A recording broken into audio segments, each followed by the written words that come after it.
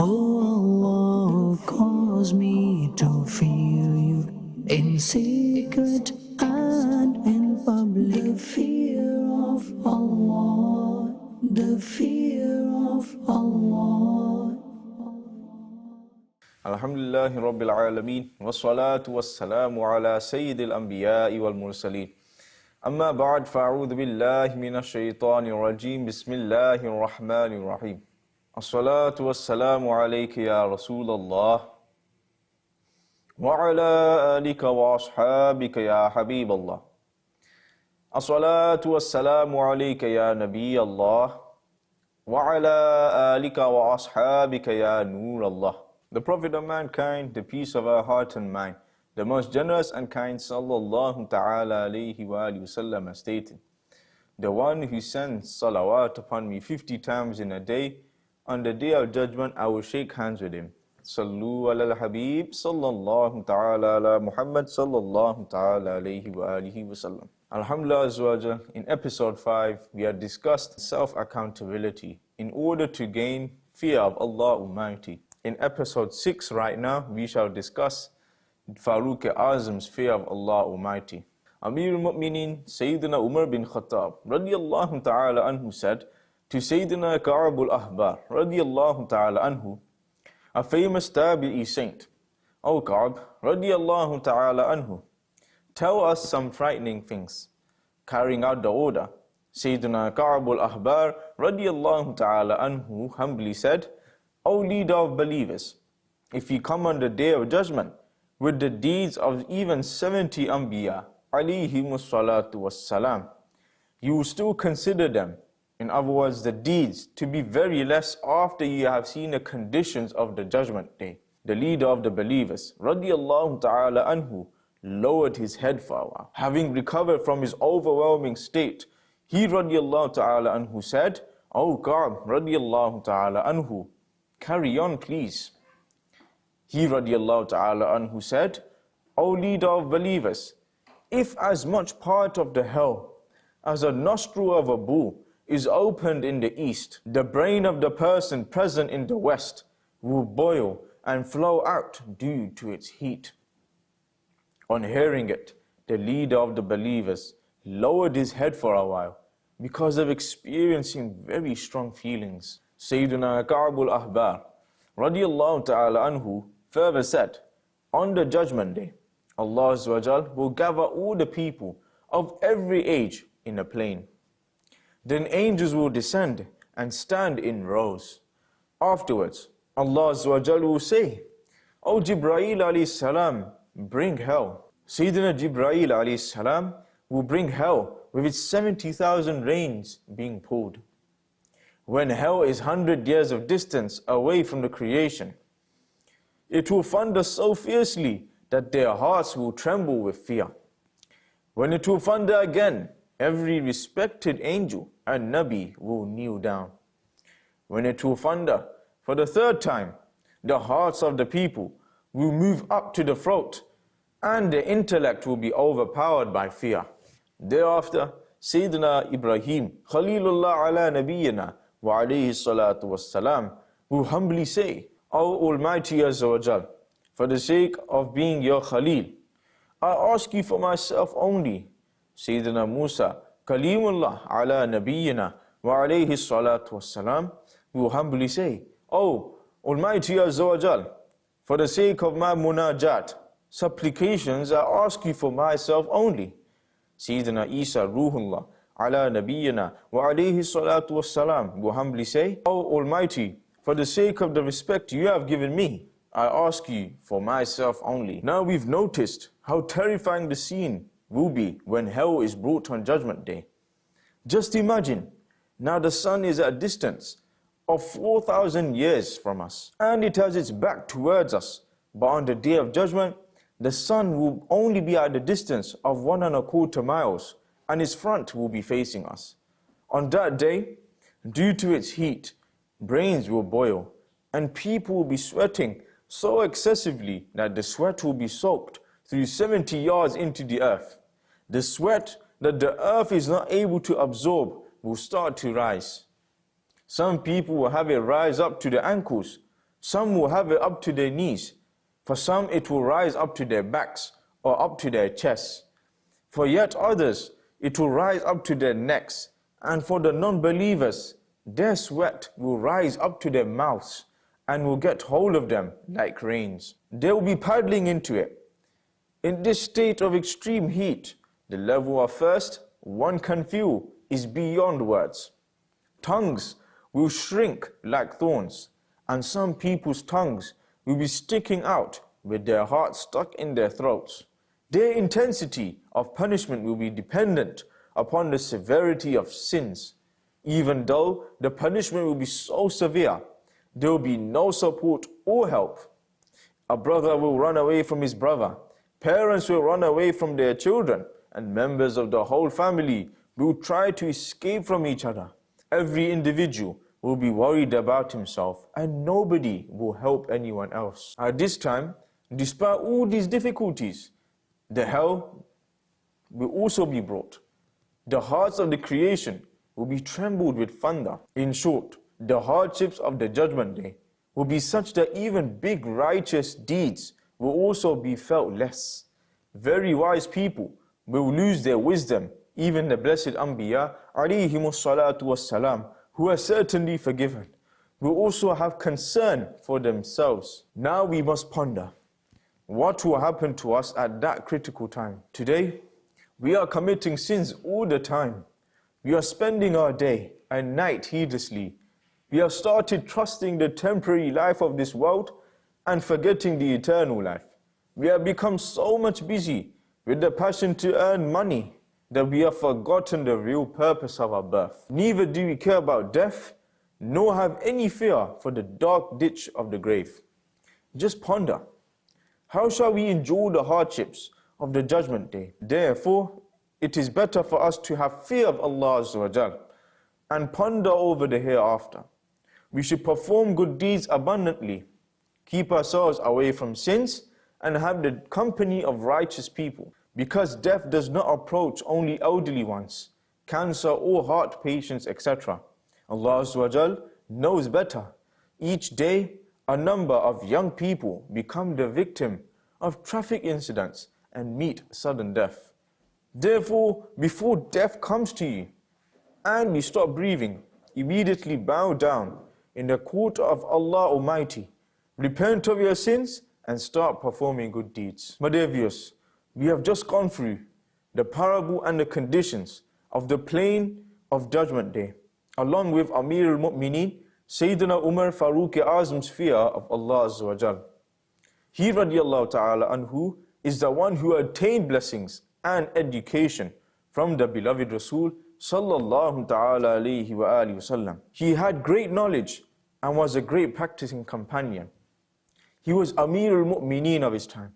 In other words, despite being the Caliph of the Muslims, he radiallahu ta'ala anhu would often weep out of the fear of Allah Azza wa Jal. He would cry in salah if he radiallahu ta'ala anhu would listen to a blessed ayah about fear of Allah Azza wa Jal. His son, Sayyidina Abdullah bin Umar radiallahu ta'ala anhu has said, once while offering salah, led by Amir al-Mu'mineen, Sayyidina Umar radiallahu ta'ala anhu, I heard the sound of his crying behind 3 rows.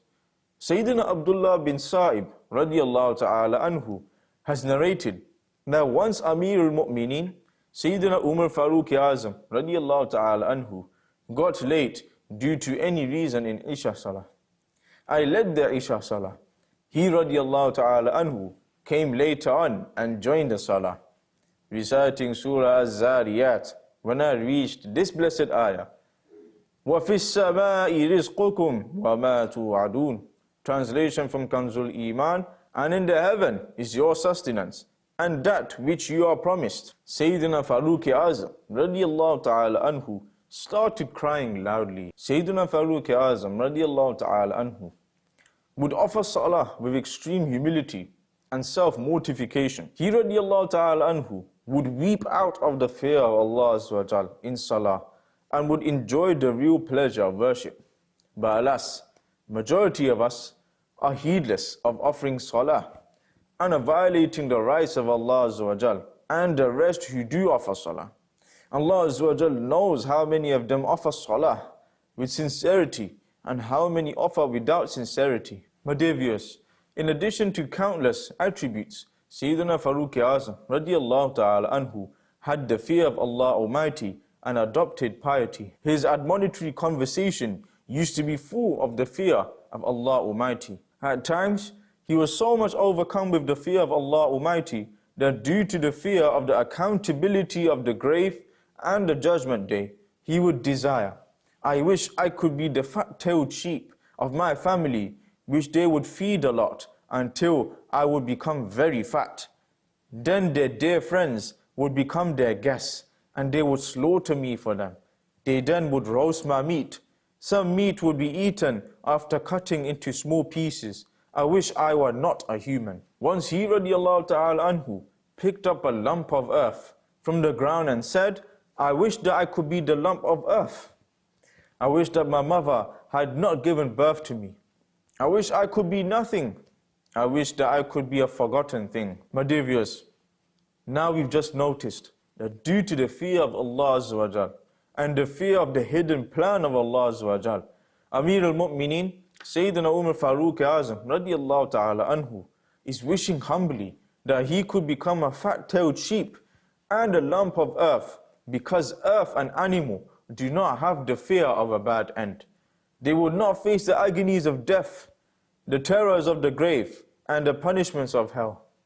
Just ponder, despite being absolutely blessed with paradise, when Sayyidina Farooq Azam radiallahu ta'ala anhu has fear of the hidden plan of Allah Azza wa Jal, so how much fear we should have of the hidden plan of Allah Azza wa Jal, and to what extent should we be worried for the safety of our faith? Allah Hazrat Rahmatullahi Ta'ala alayhi has said that Islamic scholars said, there is a great danger of losing faith at the time of death for the one who does not have fear of losing faith in his life.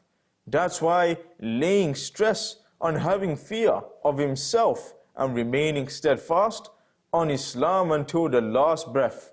Allah Azza wa Jal has stated in Ayah 102 of Surah Ali Imran, Part 4, Ya ayyuhalladhina amanu attaqullaha haqqa tuqatihi wa la tamutunna illa wa antum muslimun. Translation from Kanzul Iman, O believers, fear Allah as you should be rightfully feared, and never die but as Muslims. Regarding this blessed ayah, the renowned commentator of the Holy Quran, Mufti Ahmad Ya Khan Naimi Rahmatullahi Ta'ala alayh, has stated, from this ayah, it has become obvious that to die in faith is the main criteria.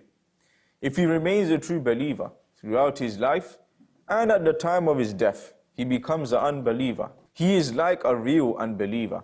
May Allah Azza wa Jal enable us to have good death. My dear viewers, surely when a person develops the fear of Allah Azza wa Jal, he starts performing good deeds day and night. He spends day and night worshipping Allah Azza wa Jal. Instead of trusting the mortal life of this world, he prefers the immortal life. An Allah-fearing person spends his entire life preparing for the grave and the hereafter by obeying Allah Azza wa Jal and His beloved Rasul sallallahu ta'ala alayhi wa sallam, weeping out of the fear of Allah Azza wa Jal and becoming pious. His friends, relatives, and the people who spend time in his company feel a kind of change in him. Many blessed companions radiallahu ta'ala anhum also developed unanimous opinion about Amir al-Mu'mineen Sayyiduna Farooq Azam radiallahu ta'ala anhu, that he was an extremely pious and Allah-fearing man. He used to have dislike for the world. Now, let's go over some of the sayings of the blessed companions about him. Sayyiduna Talha bin Ubaidullah radiallahu ta'ala anhu has said, ما كان عمر بن الخطاب بأولنا إسلاما ولا أقدمنا حجرة ولكنه كان أزهدنا في الدنيا وأرغبنا في الآخرة. Amir al-Mu'mineen Sayyiduna Umar Farooq Azam radiallahu ta'ala anhu neither embraced Islam nor migrated before us, but he disliked the world and longed for the hereafter more than us. Sayyidina Sa'ad bin Abi Waqqas radiallahu ta'ala anhu has said, Wallahi ma kana Umaru بأقدامنا حجرة وقد عرفت بأي شيء فضلنا كان أزهدنا في الدنيا. By Allah Azza wa Jal, Amir al-Mu'mineen, Sayyiduna Umar Farooq Azam, radiallahu ta'ala anhu, did not migrate before us, but I have understood this as to why he has surpassed us. It is because he was more righteous and pious than us. Sayyidina Imam Ja'far Sadiq radiallahu ta'ala anhu has said, كان أكثر كلام عمر الله أكبر. Amir al-Mu'mineen Sayyidina Farooq Azam radiallahu ta'ala anhu would quite often say, Allahu Akbar. Sayyidina Hassan radiallahu ta'ala anhu has narrated that while reciting invocation sometimes, Amir al-Mu'mineen Sayyidina Farooq Azam radiallahu ta'ala anhu would weep so much that he would fall over, losing consciousness, and could not go out of his home for a day or two. People would come to inquire after his health. My dear viewers, we have just gone over many benefits of Sayyidina Farooq Azam radiallahu ta'ala anhu's beautiful life in regards to Sayyidina Farooq Azam radiallahu ta'ala anhu having the fear of Allah Almighty. I pray to Allah Almighty that He bestows us the fear of Allah Azza wa Jal the same way just as Sayyidina Farooq Azam radiallahu ta'ala anhu had the fear of Allah Almighty. Ameen bijahin Nabil Ameen sallallahu ta'ala alayhi wa alihi wa sallam. Sallu ala al-Habib sallallahu ta'ala ala Muhammad sallallahu ta'ala alayhi wa alihi wa sallam. Oh Allah, cause me to fear you in secret and in public. The fear of Allah, the fear of Allah.